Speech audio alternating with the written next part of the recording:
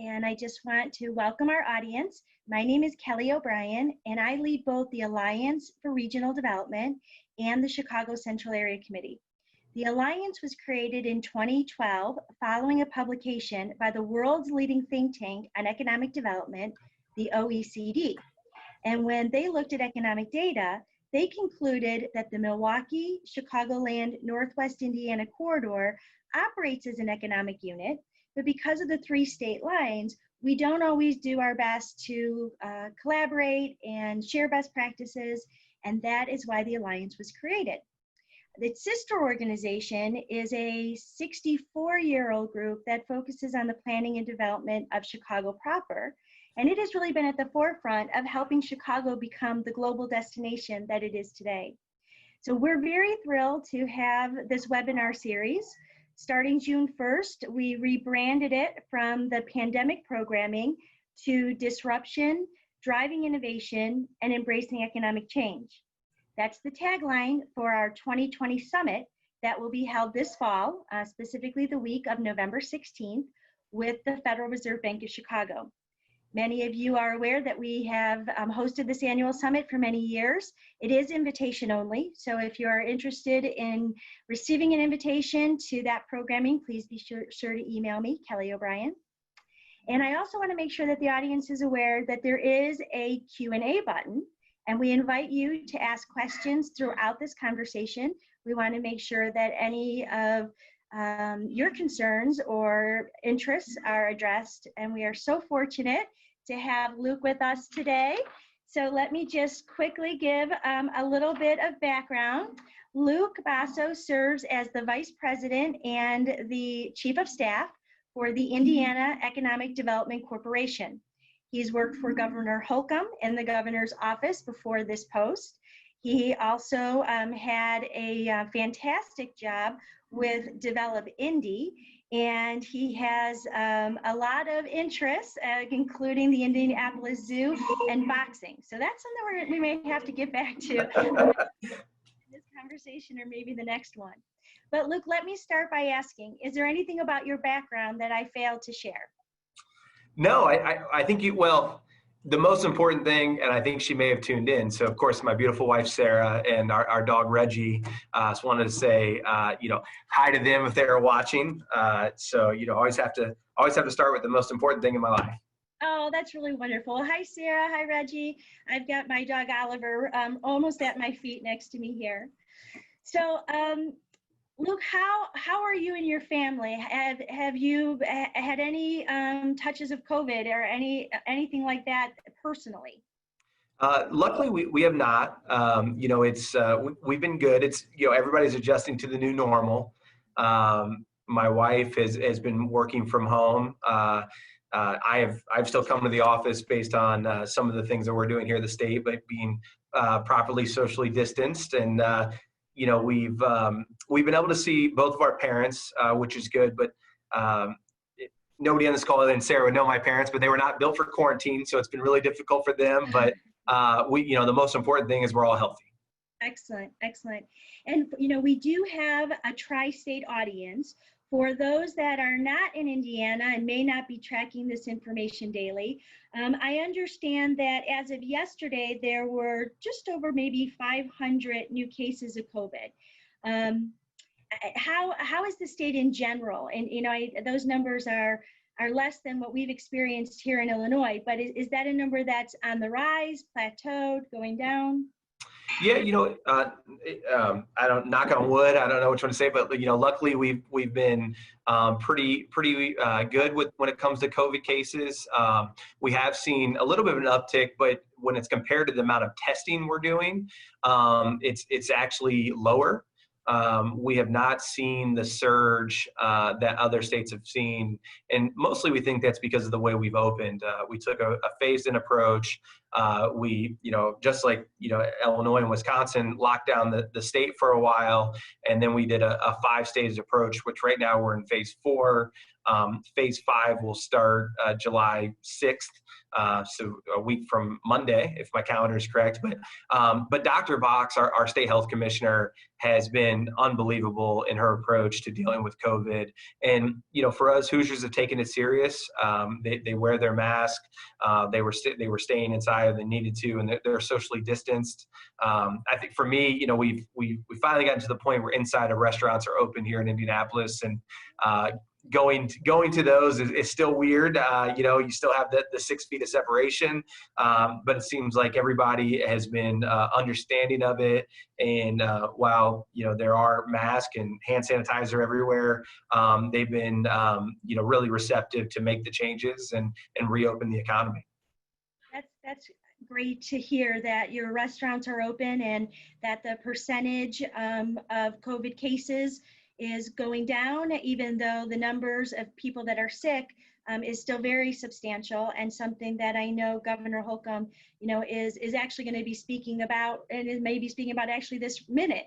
So I'm sure that the state is very interested to hear what he has to say. I know here in Illinois, we're supposed to be moving to the next phase tomorrow. So we're excited to also be going in the right direction. Mm-hmm. Luke, one thing that I really wanted to stress to our audience is prior to COVID, Indiana is really recognized in 2019 with some just really fabulous accomplishments and recognitions. And I don't know if you kind of have all of those right off the top of your head, but I know that CNBC ranked Indiana #1 for business infrastructure. And I wonder if we could kind of start by maybe talking about that a little bit and what business infrastructure means in Indiana and why Indiana was selected as #1 in the country. Yeah. And, let me first start, Kelly, as you mentioned, I spent 3 years in the governor's office, his advisor in economic development, workforce, and infrastructure, and started here at the IEDC early in 2020, and told everybody, started this new chief of staff position, which was a hybrid of the president of the IEDC, chief operating officer, but jokingly told everybody, I'm just here not to mess anything up. After 3 years of record jobs, record wage, record capital investment, I thought I was going to come here and we were just going to smooth on, keep running through the end of the year, and then COVID hit. So it's really thrown everything through a wrinkle, but still able to do a lot of our economic development stuff. But, I think anything when it talks about our business infrastructure as a state and talking about the state's success in general, it starts with our regulatory climate that we have. We have one tax system in the state, so you don't have to worry about different tax codes, different tax regulations. We have a AAA bond rating that's actually, even during COVID, has been reaffirmed by those major institutions.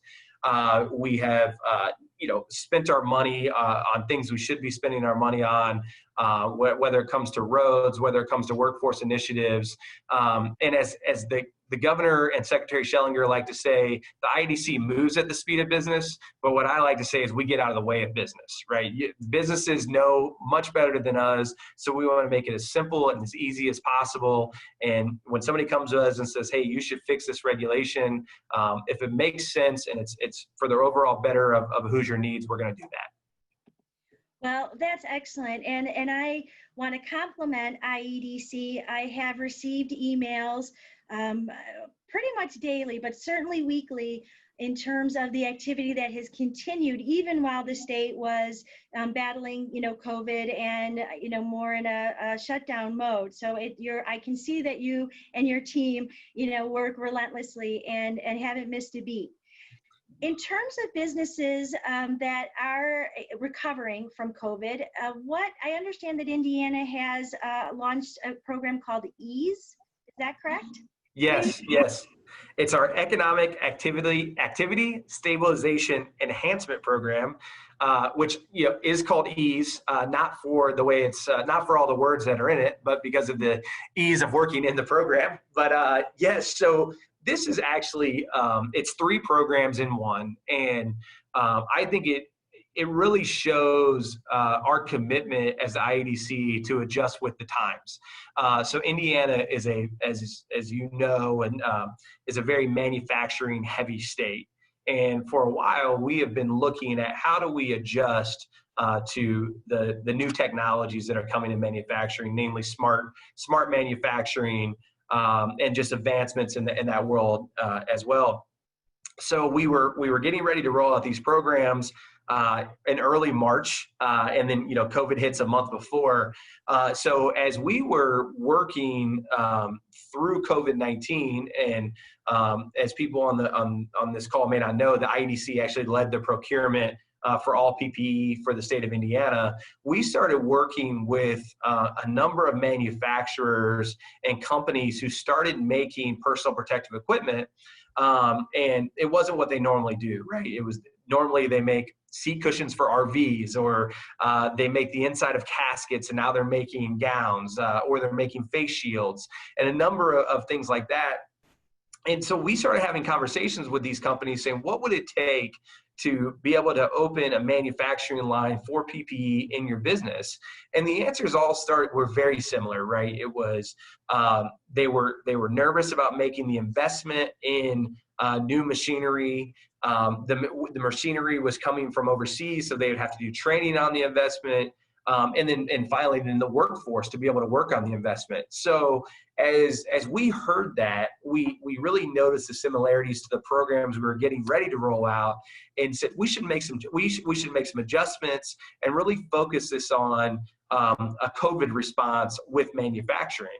So we set aside $4 million of a matching grant program to help businesses that wanted to purchase smart manufacturing technology to match the program with that. And we have a scoring system, and if you are doing PPE or medical supplies, you score a little higher. But also if you're just a traditional manufacturer that may be doing business overseas that want to bring that line back, you can also apply for this. We have a few rules to that, but our major stipulation is you have to allow for the community in which you're in to come in and train on that device. Our thinking is that will help train the next line of employees for your business. And it also, while COVID makes that more difficult because of social distancing, because of the rules you have to follow, you're also getting exposure to the company, getting exposure to these employees. So it acts as a recruiting tool. Second, also what we're doing that we'll launch later this year is we're opening what we call manufacturing hubs, smart manufacturing hubs, where the IEDC will work with our manufacturing community to identify gaps in certain smart manufacturing for the state of Indiana, and we will go out and purchase the machine, put it in a co-working space, if you will, and people can come in and companies can use that machinery for their day-to-day operations. And then again, you'll sense a theme. People can come in and train on that equipment at night to learn the next level of smart manufacturing. And then finally, and we set aside $4 million for that. And then finally, we set aside $3 million. At the IEDC, we have some venture-backed businesses that we're involved with that are manufacturing companies, and we set aside $3 million to make sure and back in guarantee that those businesses will be able to make it through the pandemic, so we don't lose companies that we've invested time, effort, and money in over the past 3 years.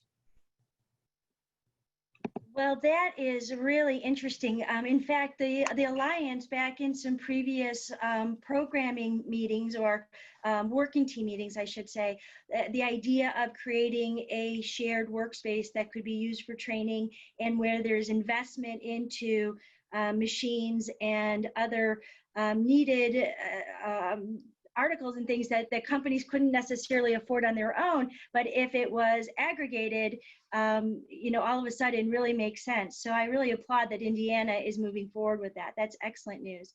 And then in terms of the $4 million, is that like the total pot of money, or is that how much a company can request in a grant application? Yeah, that's the total pot.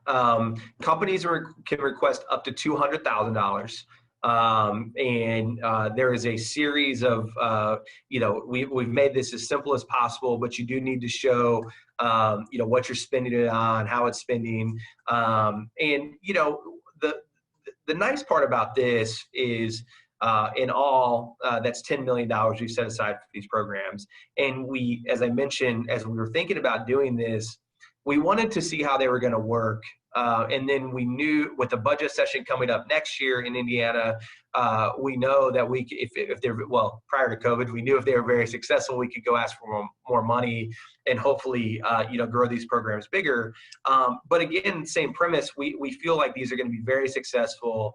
We're excited about the businesses that we've talked to. The application actually opens up next week. But we're excited about the companies that have reached out to us, and we know this is going to be a success, and we know this is actually going to lead to the next generation of manufacturing in Indiana. Sure.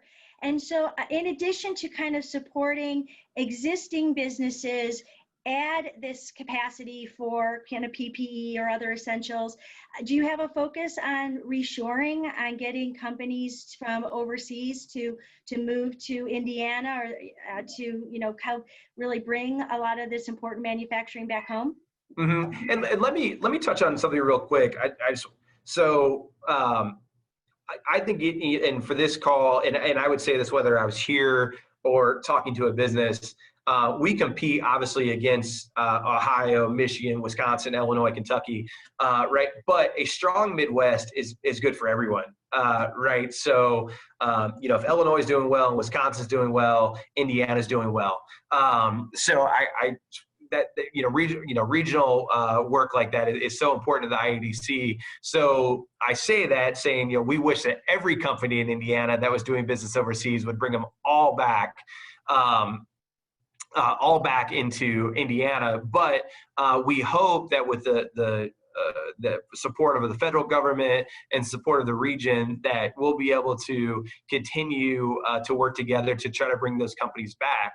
Because I think one thing that I learned during COVID is we were spending a lot of time trying to buy PPE internationally. And once we were able to get Indiana companies to start making gowns, face shields, face masks, it was so much easier to control the 30-minute drive than it was the 30-day expedition of getting stuff over, namely from China. And well, China has been a great partner of Indiana, and we do a lot of great business with them, trying to get 90% of any supply of one thing, whether it's PPE, whether it's generic pharmaceuticals, or it's some other commodity we don't know about, out from one country during a crisis. It was an eye-opening experience. And I would be saying that if it was China, if it was Japan, if it was Italy, right? We as a country, I hope what we've learned from this pandemic is we do need to start refocusing on bringing certain manufacturing back to the United States, so that if we ever are in this situation again, I surely hope we are not, that we can pick up the phone and call somebody in Peoria, Illinois, or call somebody in Waukesha, Wisconsin, and have them be able to bring PPE or pharmaceuticals to Indiana instead of relying on somebody that are flights away or things like that. So, but we are laser focused on reshoring, as we're laser focused on our Indiana businesses being able to expand and offer solutions for us as well. Well, look, I really appreciate you recognizing that Indiana benefits by the Midwest being strong, and particularly with the tri-state region. We really want to help identify opportunities for the supply chain so that we are using businesses in our backyard. And I know from years of sitting in meetings that leadership across the three states will say that when they are abroad and they're trying to help others understand, they may say, we're 2 hours outside of downtown Chicago, and anyone around the world generally kind of understands what that means. So we applaud your perspective on how important the Midwest is, and particularly the mega region. Now, Matt, you talked about manufacturing, and that is obviously an important driver for all of our economies here in the Midwest. Which industries have you found in Indiana have been hit hardest by COVID, and what are you doing about that? Yeah, it's that's been probably one of the more difficult parts of this. So Secretary Schellinger and our OMB director, they are the co-chairs of what's called our Economic Recovery and Relief Team, which I sit a part of as well. And probably just like Illinois and Wisconsin, our hardest hit industry is hospitality. Restaurants, hotels, even retail prior to opening. And traditionally, the IEDC doesn't incentivize or doesn't work with organizations like that. But in Indiana, 500,000 of our businesses are considered small businesses. So from our economic recovery and relief team, we had to figure out a way to help those businesses. They're the backbone of our communities. They are, they're always there to help, right? You see hear the people talking about they're the people that support the little leagues, that support people that support the local squares. So one thing we've done in Indiana through our economic recovery and relief team is we've set aside $35 million from the money we received from the CARES Act to go to certain Indiana small businesses. It's a grant application. It's based on previous revenue. It's also part of it's about and size of your company, how many employees you have, and we've had a lot of great success from that as well. We've received over 400 or maybe 500 at this point applications, and we launched the program 2.5 weeks ago. About a week and a half ago, we started sending money out of the door, and it's been really well received. We set aside $5 million for minority and women-owned businesses as well, and we're excited, and which is tough to use the word excited during a pandemic, but we are happy with the results so far. And one thing that we've continued to tell our business community here, and I'll tell the people on this call, the payroll protection program still does have money in it. The deadline is next week. So there was at one point still $140 billion left in that program. And we've really been encouraging Indiana companies that are still eligible for that program to go out and try to get those dollars. We want that money to come to Indiana, want it to come to the Midwest. But it does, 140 billion does go further than 35 million. But we've been excited with the turnout of that and who we've been able to help with that program. That's terrific, and thank you for reminding the audience about the PPE. I just want to remind everybody that you are welcome to send questions. Please hit the Q&A button, not the chat button, but the Q&A button if you'd like to ask a question to the Chief of Staff for the IEDC. Luke, let me turn to specifically Northwest Indiana. And I know one program that IEDC has worked on previously is the Urban Enterprise Zone. Have you any updates in terms of what IEDC is doing for a community like Gary, which is obviously right, smack dab in the middle of our tri-state region? Mm-hmm, mm-hmm. I don't have the specifics on that zone right now, but obviously, Gary is a great community for Indiana. Under Mayor Freeman Wilson, found out, and I had no idea that Gary was as big as San Francisco land-wise. So a lot of room to do things in Gary, and from a regional concept, a strong Gary is great for Chicago. It's great for the other Northwest Indiana communities. They obviously have a great airport that we believe could be a vital economic development tool. The governor has forming a great relationship with the new mayor up there, and we're bullish on Gary, and we think that it will take a couple projects, but if we get the right amount of projects up in that area, that it'll really lead to the rebirth of Gary, and excited for what could come from it. And with its relation to Chicago and the double tracking of the South Shore, we if we can get to the right point or really get those right jobs in Gary, we know it's going to be attractive for people in all parts of the state and even parts of Illinois to live there and then commute into Chicago or vice versa. That's right. Excellent point. So we do have some questions coming in, and the first question reads, how long is it taking to process the Restart grants?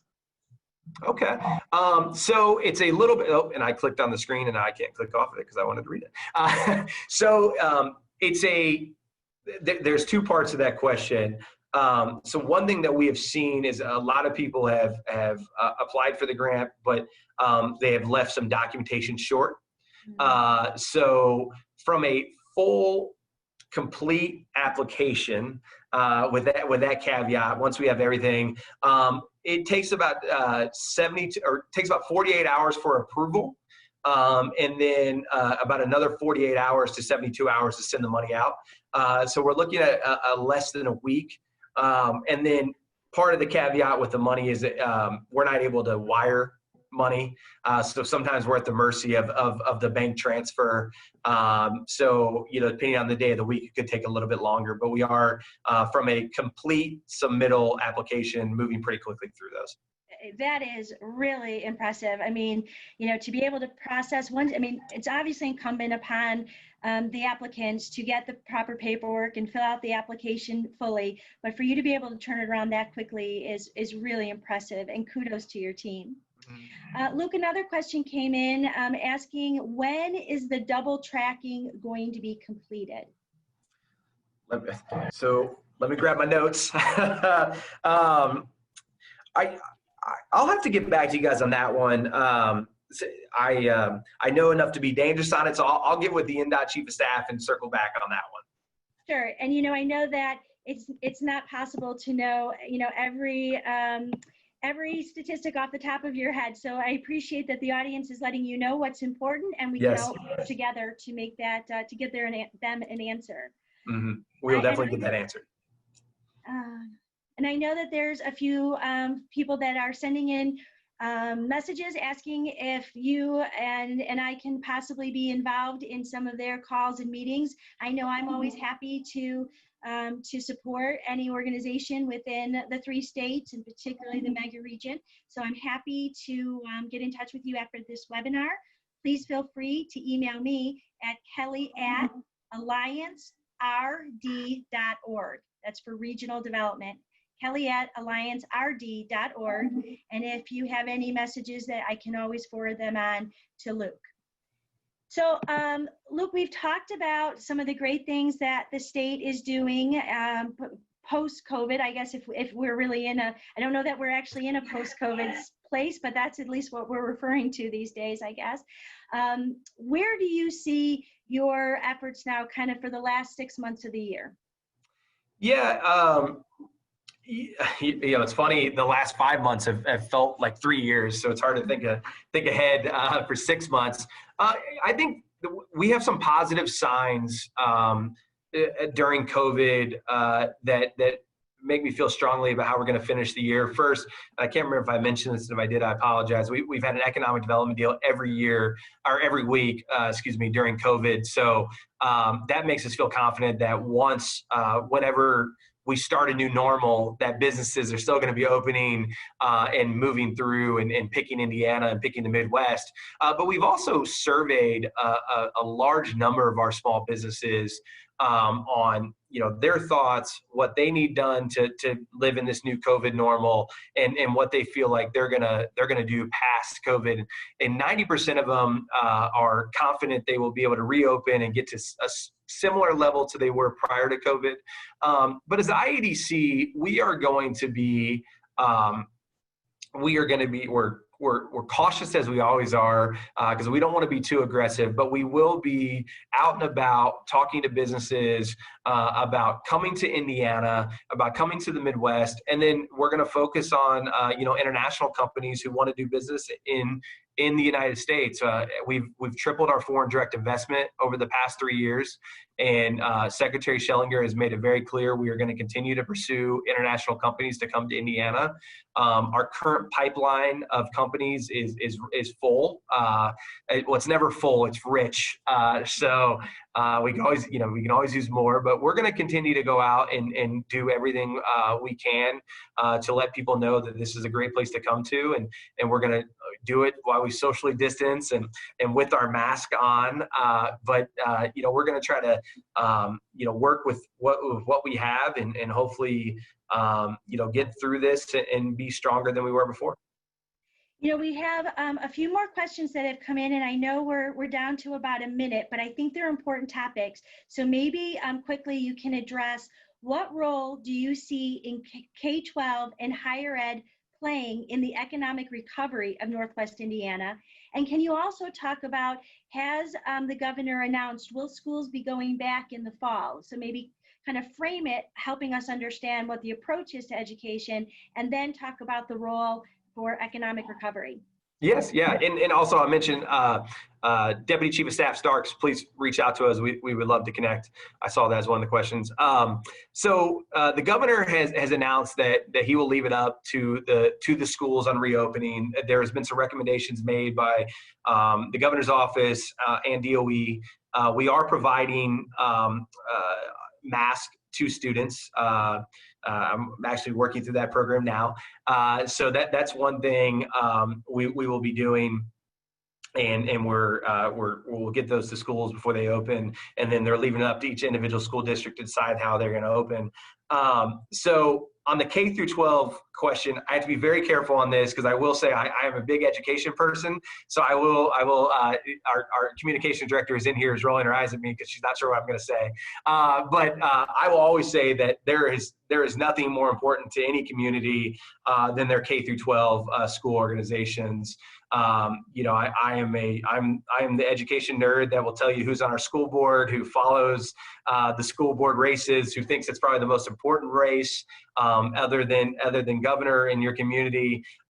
So I am an advocate for schools and for students, and there's no better way to provide an opportunity for a young person to be able to get a quality education, a quality life than a quality school. So, nothing is more important in the community than strong K through 12 schools. And do you see a role for higher ed in economic recovery? Oh, absolutely. In Northwest Indiana. Absolutely. I will tell you, our partners to the south in Kentucky and Ohio, they have really utilized their public universities when it's come to getting out of COVID. We're trying to do a lot of those similar things here in Indiana. Higher ed from Ivy. I think Ivy Tech is going to become one of the most important institutions in the state over the next 2 years because of their speed to be able to train individuals and their flexibility on coursework throughout the next 2 years to be able to help train this new normal workforce. Obviously, we have great public institutions in IU and Purdue, both leading edge on innovation. I think one of the best things they can do, whether it's in Northwest Indiana, Southeast Indiana, or wherever, is make sure those students they are educating stay in the Midwest, preferably Indiana in my case. But if they stay in the Midwest, we need to keep talent here. We need to encourage innovation and entrepreneurship. So higher ed plays a huge role in it. So you may have already answered this question, but will it be Ivy Tech that will be working with the community and training on the machines that you mentioned, in terms of businesses that are expanding and offering kind of more essential manufacturing? So there's a couple different models to it. It could be, if on the company side, if a company invests and does the matching grant, they'll probably want to have some people there. On the manufacturing hub, we're still kind of working through exactly what that'll look like. There is a scenario where it could be a smaller liberal arts college in that community that handles the training. So we're not going to put ourselves in one bucket just today. We're just kind of see how it plays out through each area of the state. Excellent.